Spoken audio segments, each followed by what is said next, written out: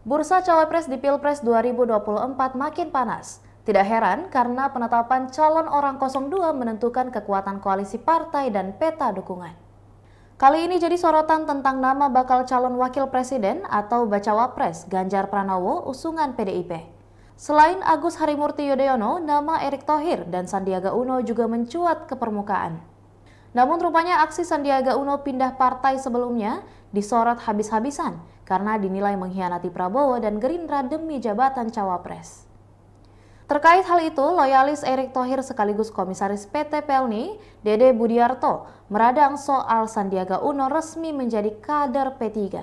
Melalui akun Twitter pribadinya, @kangdede78, pada Rabu 14 Juni 2023, Dede turut menyinggung soal kiprah politik Sandiaga Uno. Dede menyindir pedas Sandiaga Uno yang berpindah parpol hanya untuk mengantongi tiket Cawapres.